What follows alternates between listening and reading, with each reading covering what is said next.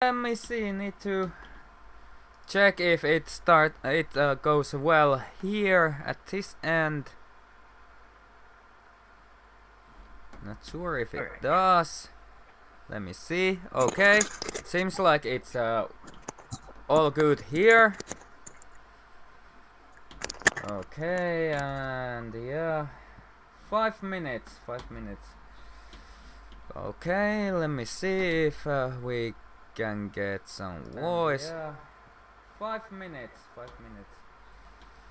Okay, you talk now. See if we can get some voice. Hello. Okay, you talk now. See if we can get some voice. Talk? Hey, hello. Yeah, it works. Okay, I recommend that you don't listen to YouTube video stream video at the moment, because it most likely will start circling. Okay. Okay, so and because I'm not in the game, I can just open up this all.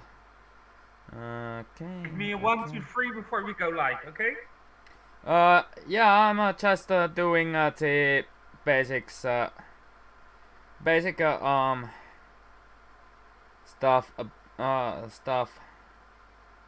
Okay. Okay, thirsty. Okay, yeah. Okay. I've got that there. Good. Oi.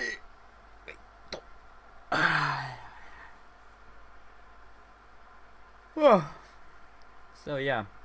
Time to share the link to the stream.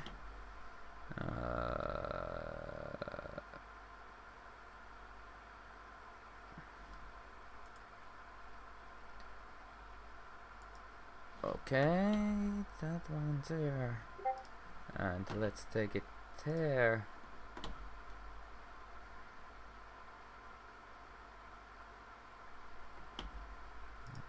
Okay, here.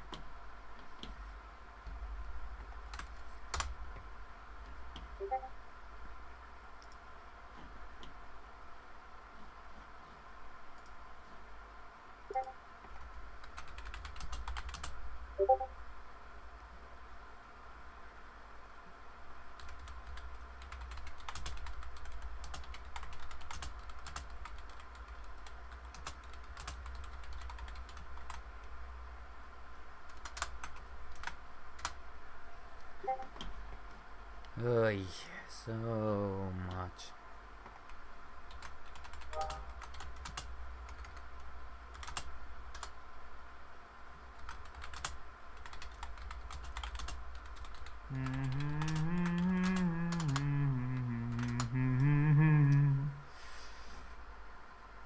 Ugh. 2 minutes. What to do?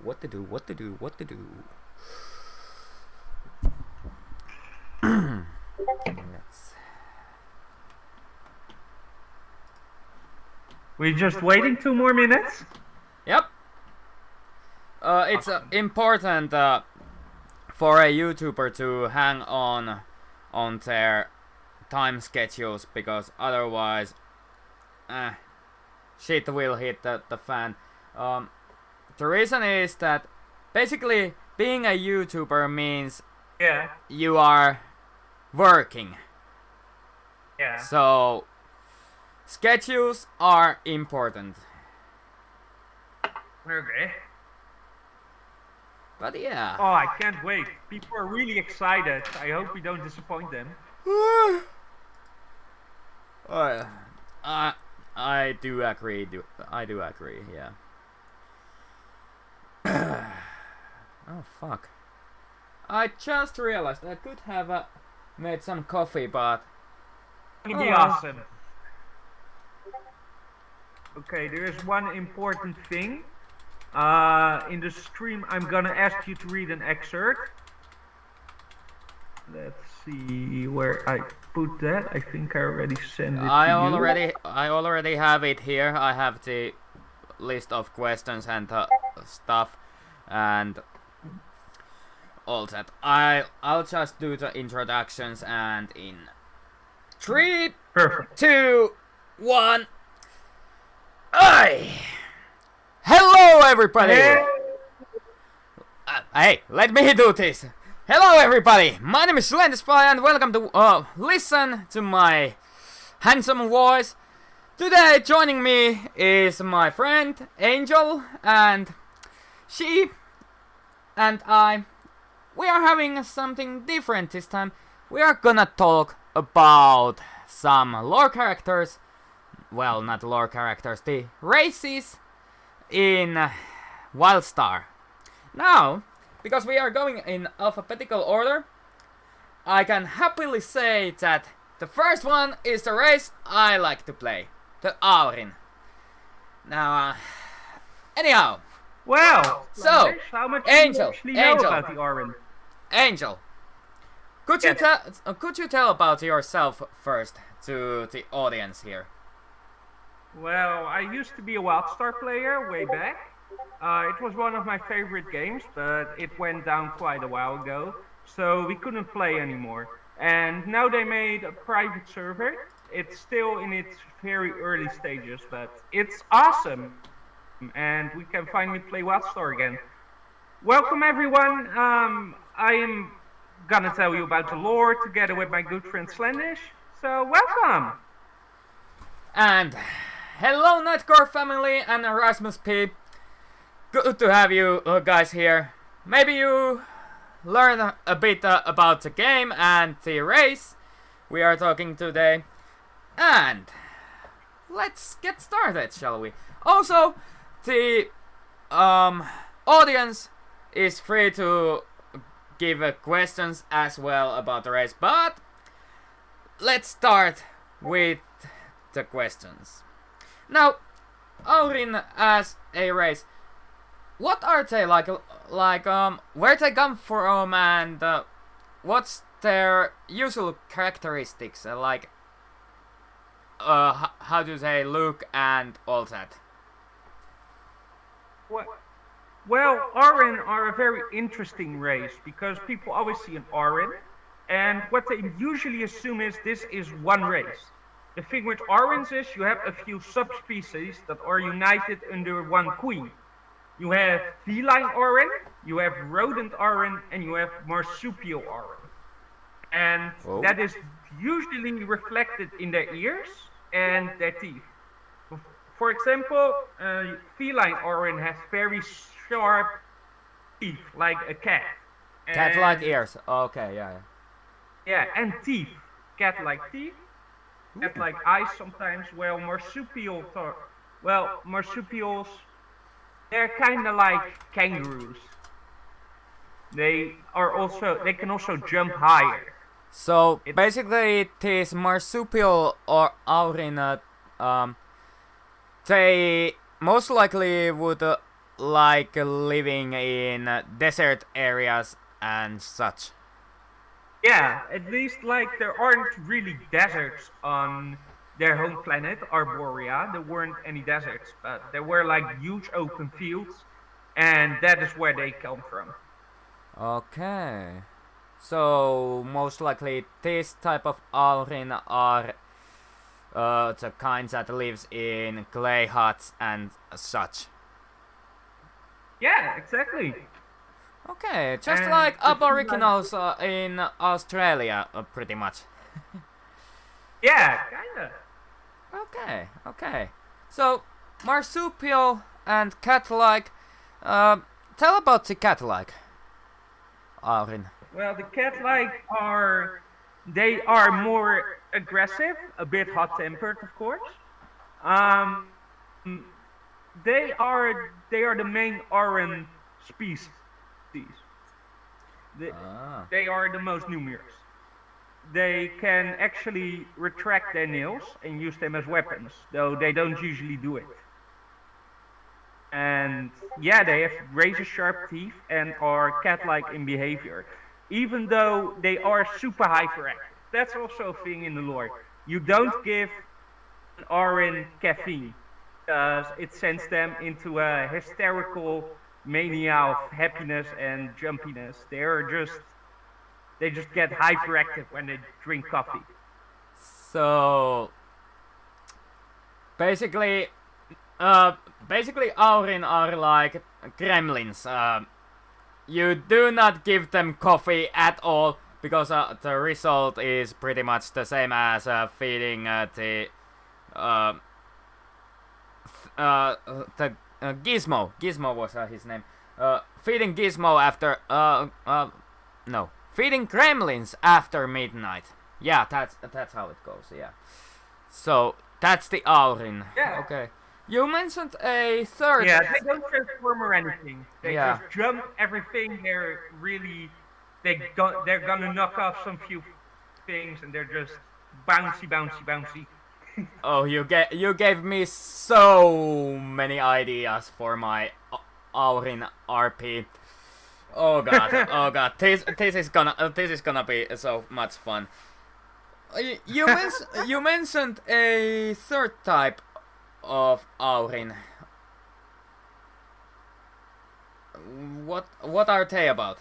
A rodent. The rodent Aurin. Rodent Aurin are known to be the most hyperactive as a whole. So they can be characterized by buck teeth. Their ears are more rodent-like, and well, every Aurin of these three subspecies are usually from other clans. Like one clan lives there and one clan lives there, so they evolve different characteristics. Originally there was one kind of Aurin. We don't know what that Aurin looked like, but eventually they started divulging into different species. Ah. Has there been any interactions like forming families and new clans between let's say cat-like and the rodent-like Aurin? Yeah, exactly. Well, they were eventually united, actually, under one clan. They still have their own little clans, but sure, they make their own clans. It all happened. The Aurin are a female-dominated society. Matriarchal Yeah. society. Okay. So That's I picked I made a good choice in that case. Yeesh.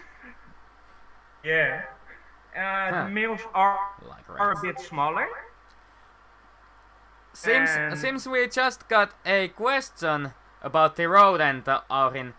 They Let's like hear it. are they like rats? Are they like rats? Rats. Well, Rats. it depends. It really depends on the clan. But rodent Aurin are usually, well, they aren't exactly rats. They're more like, Mouse. those weird Mice. rodents that live in South America. Oh yeah. You mean those big rodents, the capybara? And they're like capybara. Although capybara do not have tails and their nose is like hippo nose. I myself would see, if that's the case, the rodent type Aurin, I would see them as the jumping rats from Australia, I think it was. Yes! Australian those jump rats. rats. Exactly. Yeah. Exactly. Okay. So yeah, rats in a kind of a certain way. Yeah. Okay. The thing with horror, it really Okay. So distinguish them though from the other races. Most of the other races are spacefaring, they're technologically advanced. The thing with the Aurin is they are pretty primitive. They don't have any technology at all, and in some cases they even shun it. Though it's not that common to completely shun technology because they do see the use in it. But they're really like the earth, the sky, the forests, and that's actually how they were united. So Because they are pretty much nature lovers. yes, exactly. And That's why that we get might be trees one of the and reasons why they hate a certain race, but we will get to that later. The yes, exactly. racial stuff. Certain insane race. Yeah, yeah. Anyhow, well, The little pot complex. yeah. Let's move on. What can you tell us about the homeworld of theirs? What it's called, and what kind of planet it is, and if it's even still there at the moment at all, like habitable planet. Well, Arborea, the home planet of the Orin is Arborea. It's a huge planet completely covered by plants, forests. At least it was. We'll get to that a bit later. Their planet is. They had one big tree, the mother tree, and that tree was the holiest of all. So basically, you could say, there's a lot of stuff that can be also found in a certain other game, like World Trees. Yes, exactly. Okay. It's very interesting. The Arwen were united by their first queen, and the Arwen always had something called weaving, and weaving is connecting their spirit to trees. So they can speak to the trees, they can hear what the trees hear, they are one with the tree at that moment. But the trees never talk back. Until one Arwen, a female Arwen, their first queen, went to the mother tree. She touched it, and it showed her the entire history of her planet, and she used it to unite all planets. Not bad at all.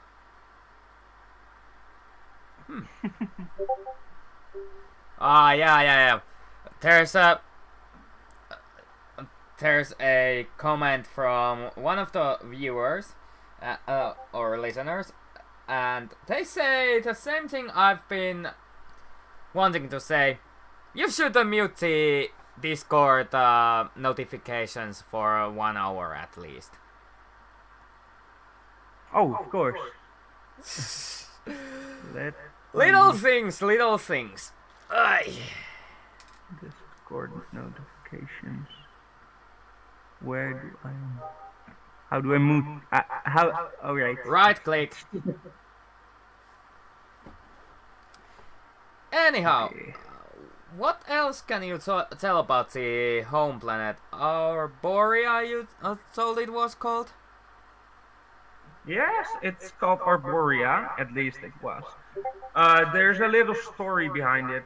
Arborea is this planet completely covered by trees. It's completely claimed by nature because the Orin do not cut down trees. They consider all trees holy. And eventually, now we're going to step a bit further in time. A group of exiles, the exiles, we will get to the exiles later. The exiles were out of food. They were out of everything. They needed to land somewhere to replenish their supplies. And one group of exiles, led by Dorian Walker, landed down on the planet Arborea that was in uncharted space. And they went there and they were greeted with love and everything. They were just beloved by them. And eventually they just escaped again. They went away and they made new friends with the Orin. Okay. The problem is that there was a Dominion spy amongst them.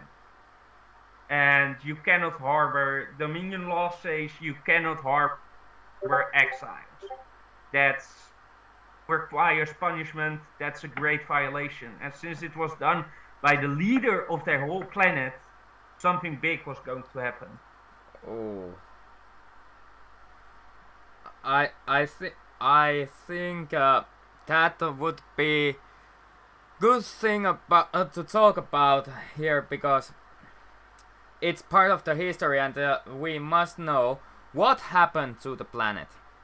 Now, of course, later we will talk about with their relationships with the other races more in depth. But could you tell us what exactly happened after that one small slip, so to speak? Well, the Dominion got word of what happened, and they did not consider it a big enough issue to handle it themselves. So they shoved it to someone they shouldn't have shoved the problem to. They gave the problem and the power to punish to the Chua. Oh. And the Chua came with their Planet Reapers. And the Planet Reapers just destroyed their entire planet. Read the excerpt. I have a little excerpt we're gonna read about the Planet Reapers. Actually, let's save that to the Chua episode, because we are now talking about Auron, not about Chua, more than is needed. Sure, but it's very crucial to the Auron lore. Yeah, I understand, but we better have us, because that's also most likely more into the Chua lore than to Auron. Now, also, sure. But the name suggests to me, now correct me if I'm wrong, but the name suggests to me that it basically is same as Death Star from Star Wars universe, basically. Well, the Planet Reapers are a bit different. It's an enormous machine made by the Chua. It was almost as big as half their planet. And it had more than a few little Planet Reapers. What Planet Reapers do, they just come to a planet and they suck their seas dry. The orange seas have turned to ash. The forests have been cut down. Nothing is there anymore. The ground isn't fertile. It was salted, so nothing can ever grow on it. Their entire world was destroyed. Their air was polluted. Their air was sucked up. Their water was sucked up. Everything was gone. The planet was left without resources, without land, without air, everything. So basically it was turned into Mars. Yeah, basically.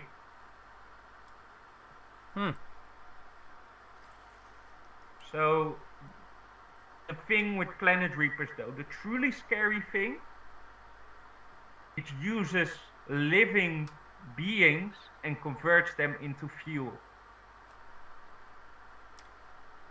Okay. So the Auron were sucked up and transformed into fuel. A few Auron are probably still alive on that planet. And their leader, Queen Mayala Evastar, their current queen, tried to flee, but at least she didn't want to flee. But she wanted to stay with her people to help them, but her advisors commanded her to go with her people and save them. So when this was heard by the exiles, especially Dorian Walker, he knew this was his fault. He had to save them. So he sent the entire exile armada and he saved as many Auron as possible. Oh god. There's seems someone likes to make a joke about horrible things. So, what we have as comments. Cat girl juice, said the rats. Fucking Chua. But this actually is a good a stepping stone to the next question about their leader. So, like, who is the current leader, or who are the current leaders of the Aurin? What can you tell about them and or her? Because I think it's pretty much her, because as you mentioned, they are a matriarchal society, so females lead. Yeah, that's funny. Let me elaborate on that female part. The female domination is so big that normally the males are called consorts. You have one female, Aurin, and she has like 30 other males that are her consorts, or in other words, her husband. Excuse me? Like... Okay, Yes, exactly. okay, hold up! That puts the Mormon society to shame! Like, seriously, Exactly. Mormons have like 1 man, and that man has like 10 wives. Yes. Fucking Aurin! And Like, 1 female, one Aurin 30 female fucking and, males. Like 30 husbands. Okay. This, oh god. Yeah, that's true, TG. Now that's a reverse harem anime. Like, oh. Oh, yeah. Seriously, like, that's just too much. I don't think my poor kitty can handle fucking 30 males without shooting at least 2 of them. Oh. But that's also a funny thing, because the male population is way higher than the female population. Like, I believe it was Well, you just said it. There's one female for 30 males. Yes. Oh, You're shocked by this, aren't you? oh god, no! I don't want 30 males on my property. Imagine all the infight between the males. Especially because males are known to be super hot-headed. Like, like you put 2 hamsters in one cage, 2 male hamsters. That's basically the same thing that happens if you have Yeah. And also the fucking given the fact that one must be the so-called leading male there in that harem, and so one must be the male that has the privilege to mate first. Like, yes, funny that you mentioned that. don't tell me they have a massive group. Oh. I don't know. This is a 12-year. This game is for 12. It's rated 12. They don't tell you that shit. Though I imagine they do. Oh god. Nah, they Poor don't. females. Like, for example, you have the leader of a clan is called a matria. Yep. And not matriarch, but matria. And the matria has something called a first consort. And the first consort is the male co-leader. But the female has all the power. Okay. The male co-leader just gets to decide over all the other males.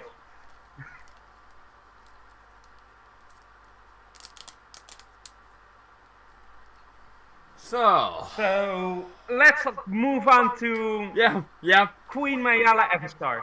Yeah. Okay, so tell me about her a bit, because you mentioned that she was ready to sacrifice herself to help her people to escape. Yes, exactly. she is a very, very good leader. It is said she had such a great connection to the mother tree that she basically went in a coma for 30 days after it was destroyed. Oh. It was like they were already in space, the mother tree was like dead, and she went into a coma. Like, so strong was it. So basically they were one entity at that point. Yes, and now she's all alone again. She made plans with Dorian Walker to find a new planet for the Orin to call home. And now they have found Nexus and they're trying to build something there. Most likely rat exterminator. Exterminating rats. So yeah, if you were wondering what type of Orin is Queen Mayala Evastar, Queen Mayala is a feline Orin. So yeah, actually Queen Mayala is the same type of Orin as your Orin. Well, my Orin, she does not have the cat-like eyes. I'm thinking of maybe she's more like feline rat type Orin because of the eyes, but her ears are cat ears. Yes. So then she's probably, is she maybe like a crossbreed? Most likely, most likely. Yeah, that's pretty cool. So let's move on to the next part. Next part, okay. Oh fucking hell, we just got through this shit. Okay, we are getting back into this shit again. Tell us about the biology. The biology. Oh Well, god, more sex stuff. Orin are fast. Warning, minors, if there are any minors here. Close your ears. Go have some cookies. Come back in 10 minutes.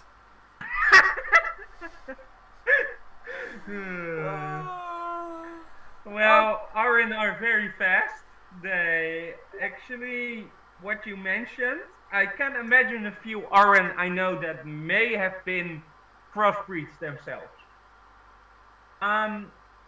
Let's move on. We have covered a lot about the Yeah, we covered a lot of their biology and physiognomy already, so yeah. Yeah. And The males. The males are very important. The males usually have, the females have very outlandish ears, while the males usually have less absurd ears. Like a male usually has two big furry ears that, yeah, it's just normal ears. Only difference is that in their fur there's a lot of difference in coloring. Male Orin usually have very extravagant furs. Like their tail, a female Orin's tail is usually just one color, while a male Orin's tail has spots, it has stripes, it has all kinds of pageantry. well, that kind of makes sense, because you need to fight for the privilege to be the first consort of the Yes, female. exactly. You need to fight for that, so you basically need to have something that tells, hey, I'm strong, don't you fucking start with me. Yes. Or otherwise there could be some issues like well, males dying out because they are infighting all the time. Yes, exactly. But you also gotta remember, The Arin, before they were discovered, were still basically in a Stone Age society. They lived in little huts around trees, and they were like very little clothing. Just where in winters they wore like furs and stuff, because, well, sure they have fur, but winters can be very cold. And they were usually furs. Well, in the summer, they may have had like a little, what's that called? A a kind of belt that just covers everything. And females loincloth. usually wore something around their Loincloth. breast. It's a loincloth. Yeah, loincloths. They wore loincloth and something. Jesus, the Arin are really kinky, aren't they? Well, I've found my race. It seems. Oh god, oh god. Why was it that? Okay, But kinky they cats. the Exiles, they now try to adopt a more mainstream galactic society. So, Well, to be honest, they are based on cats, and real life cats are kinky as fuck. Because real life cats are necrophiles, for starters. yeah. That's true. That's a truth. Cats are necrophiles to the core. Yeah, from what I've heard, I don't know where I heard this, but I think I heard it somewhere. I can be Don't you dare. mistaken, but from what I've heard, Aran leave their dead just where they lie to be returned to nature.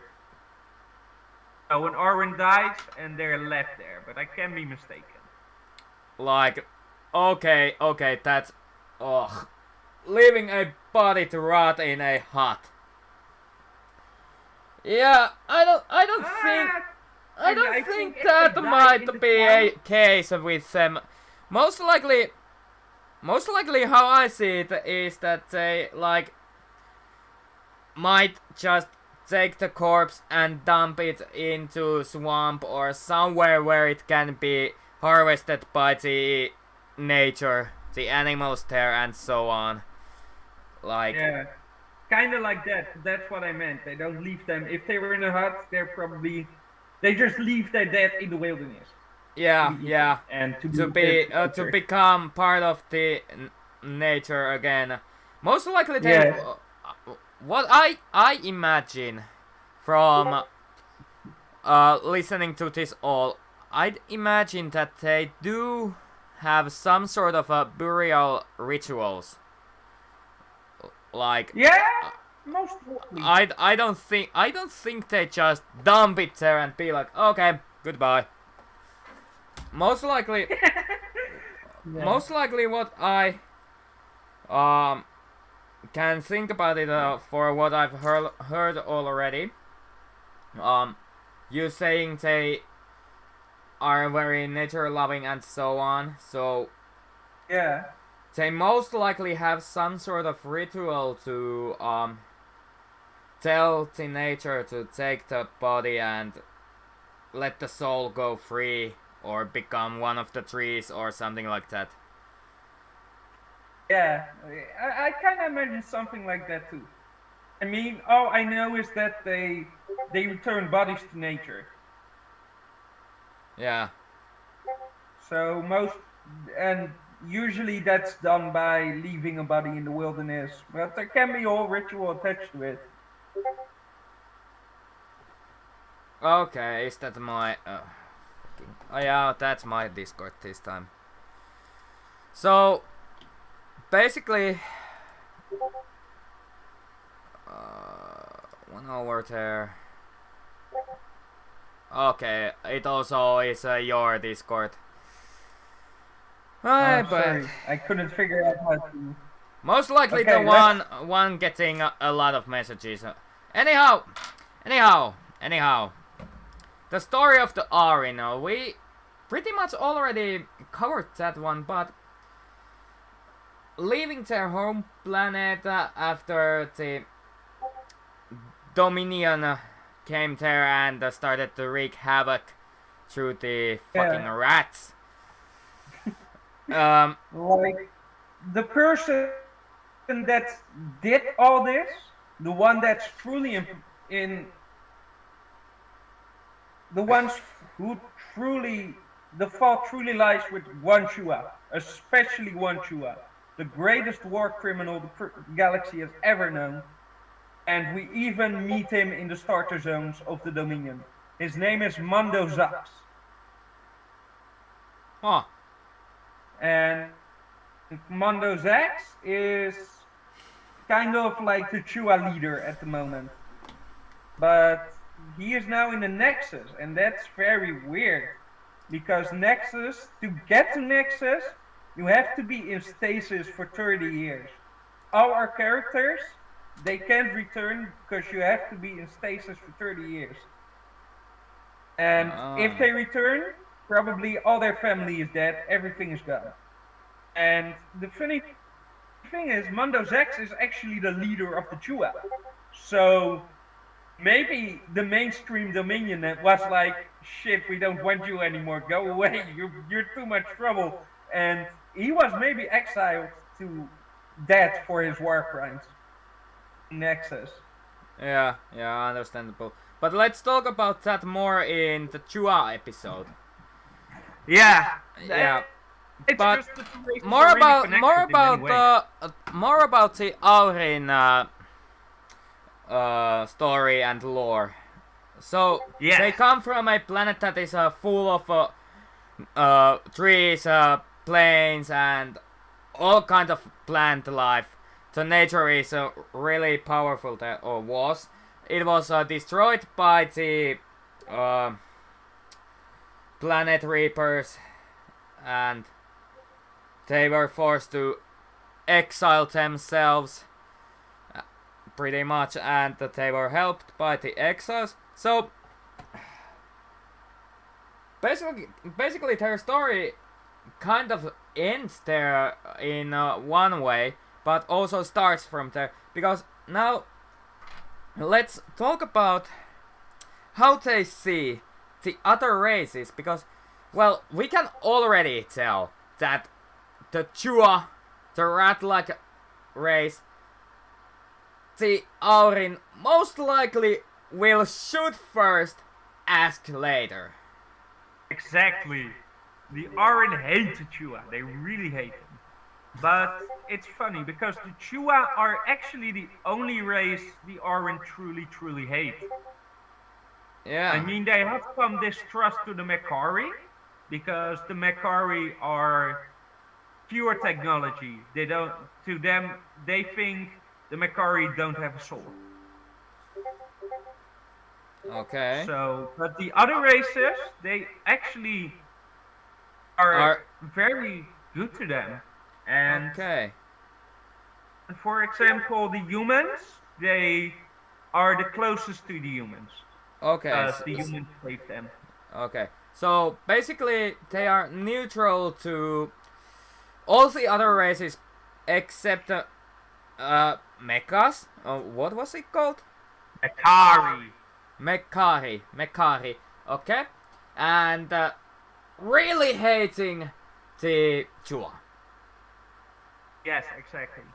Okay, so basically their relations are based on what they witness. They are not like racists in any way. So in other words, they can even have fruitful relationships with the Dominion side of races, like all the other than Chua, and they basically they are basically a born to be neutral race. Basically, yeah. At least they are most Chua. I mean, most Aurin are considered exiles. because actually the only Orin that are still alive and not completely under Dominion captivity are Orin that are with the exiles. So the thing is, as long as the Dominion guy is friendly to them, they won't kill him. Okay. So if they if the Dominion guy shoots first, Then then the we'll Dominion guy is in trouble. So they they point their hatred towards mainly towards individuals rather than groups. Okay, yes, except for the Chua. so let's yeah, Chua being exception and Mekari, but let's say an exile side race person comes. So let's say a human from exiled side, because the humans are on both sides. Yes. Well, if that comes there and decides to yank their tail. How fast would the Orin catch their eyes out? if they only pull their tail? Yeah.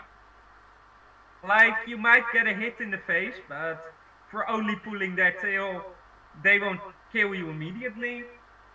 If you were to harm their family, you were to do something to them that really hurts them, like you stab them or then they might be less forgiving. So most likely, chop down tree on their yard and you get a fucking fistful of bullets in your face. Yes, exactly. Actually, yes, trees are sacred. Right. Okay, so basically we have a race that loves trees and will fucking kill you if you even scrape one tree. They basically bury their dead by tossing them into the wild after some sort of ceremony. They are matriarchal society with females having even 30 fucking males with one female. They live in huts made of clay, possibly, from dead trees, like stuff like that, living in hollowed out dead trees. Yes. They love nature, as I said already. They were forced basically to take the help from the exiled ones. So, with all this knowledge we now have discussed and gotten, what do you think their future holds for them? What do I think? Well, they are establishing cities at the moment in Nexus. So they are actually trying to rebuild their society. And unless something really, really bad happens, they will probably succeed. Unless the Dominion sees you're still going with the exiles, you're still helping them, you're still doing that. So that's the problem. They are bound by some code of honor at the moment. They need to help the exiles, but they also know if we keep helping the exiles, then we all die. And there is no future. So it would be best Unless for them to exiles do it defeat the from the shadows. Basically help from the shadows, so to speak. So they are still helping and fulfilling their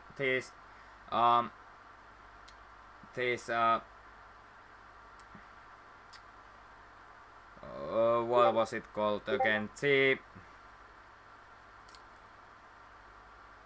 The honor code? Yeah. They would be still fulfilling the honor code because they would be still helping, but they would be helping in such way that it's not clear if they are helping the exiled ones. Yes. That's basically what I think their future holds. Yeah, because in my opinion that would secure their future. Like not directly helping the exiled ones, because yeah, because that could pretty much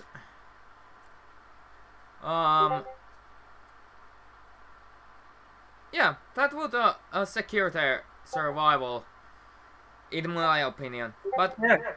building cities, like, wow, they seriously building cities on areas with no trees or into the forests or something.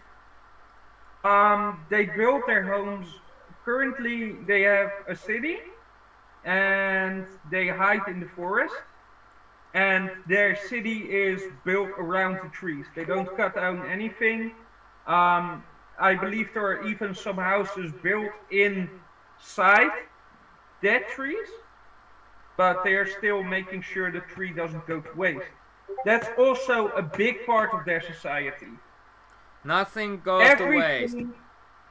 Everything must be used. Nothing goes to waste. Actually, why that sounds like a Vulpera? That sounds so much like a Vulpera. Oh god. Yeah. But if you think about it, the Aran are kind of the exact opposite of the Chua. The perfect other side of the coin. Yes. And yeah, they now have their cities. And yeah, that's the Aran future. Well, no wonder Anila and Saxa kind of can tolerate each other. Yeah. But I think Anila might use Sax's ears as target practice at some point. Most likely will. Most likely will. Let's see how fast I can shoot those fucking earrings out of your ears. There goes one. Like, it's pretty funny because Chua look really cute, though. They are literally one of the dangerous species in the galaxy. Yeah, they For are example, cute. They are sex. Yeah, they are kinda cute until they laugh. But more about that in Chua episode. Now, Yeah. this has been the episode where we talk about the Aurin, the cat people, rat people, possum people, like these furry human-like creatures from a nature-filled planet. Now, Exactly. this has been pretty interesting, actually. And yeah, I think we could. Yeah. You know what? Next time on the list, I think it was the race everyone hates. The Chua. Tune in on Friday at this same time, and come and listen me and Angel talk about the Chua. The rats. Was a pleasure, everyone. Laters. Now, thank you for joining, and I will see you in the next video. Goodbye.